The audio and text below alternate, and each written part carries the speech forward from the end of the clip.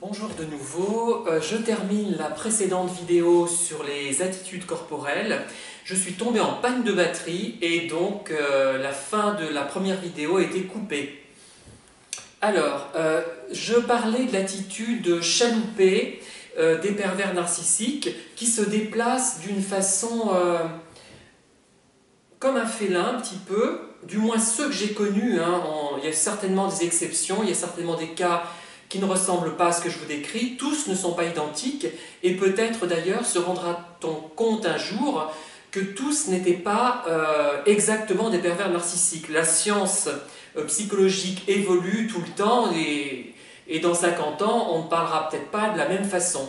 Quoi qu'il en soit, ce sont des personnes manipulatrices et dérangeantes, qui l'ont été du moins pour moi et pour beaucoup d'autres. Donc c'est des gens, je dirais, qui se déplacent d'une manière comme s'ils voulaient faire cool, on va dire. Hein. Vous voyez, ce côté faussement détendu, ils marchent parfois avec précaution, j'en ai vu marcher avec précaution. Ils ont une attitude un peu comme ça, comme un roi qui sourit et qui donne des saluts de la main aux personnes qui passent dans la rue à côté de son carrosse. Ça rappelle un petit peu ça. Ils ont ce petit sourire hautain et ironique qui peut paraître bienveillant dans certains contextes, mais qui est au fond donc ironique, en pressant de la moquerie, de la malveillance et de la supériorité. D'ailleurs, je pense à une photo d'un PN que j'ai vu. J'ai vu donc cette photo où il est comme un... Je sais pas, il se pavane de profil, la tête est tournée là, et il avance de profil, on a l'impression que c'est vraiment Dieu, enfin, qui se prend pour quelqu'un d'important. Il est peut-être d'ailleurs important à son niveau, je ne sais, bon, certainement, il a des qualités, on ne peut pas le nier, mais même si on a le sentiment qu'on fait quelque chose d'intéressant, se présenter de cette manière, ce n'est peut-être pas une bonne solution. Ça rappelle un peu des photos de catch, de lutteurs qui se présentent, la poitrine bien bombée. Je ne sais pas si vous voyez ce que je veux dire. C'est très curieux, il y a ça. Mais globalement, dans les expressions de visage, il y en a une, moi, qui m'a vraiment frappé, plus que les autres, et que j'ai observé à plusieurs reprises, c'est ce sourire extrêmement comme ça, avec les yeux fixes. Et là, c'est très étonnant, hein, et je l'ai rencontré souvent. Je dirais que c'est la caractéristique, moi, qui m'a le plus frappé, qui m'a le plus étonné. Et d'ailleurs, j'ai connu des gens qui arrivaient à parler tout en souriant en même temps, un peu comme une femme politique, d'ailleurs, qui n'était certainement pas perverse narcissique, hein, qui est décédée en tombant des escaliers de l'Opéra de Paris, si mes souvenirs sont bons, et c'était Françoise Giroud. Elle avait cette capacité à sourire tout en parlant. Moi j'ai du mal, je n'y arrive pas vraiment. Mais j'ai connu des pervers qui arrivaient à ce résultat. Mais ce côté corporel, à la fois supérieur, dressé et mou en même temps, peut-être félin, le terme mou n'est peut-être pas adapté, je pense que c'est quelque chose d'important. Après, il faut toujours être prudent. Ce sont des indices, mais ils ne sont pas fiables à 100%. Il y a des gens qui peuvent être très timides, qui de ce fait marchent avec précaution, en se positionnant d'une certaine manière. Mais les pervers, vous savez, calculent un peu tout. Ils sont tout le temps dans le calcul, tout le temps dans le contrôle des autres.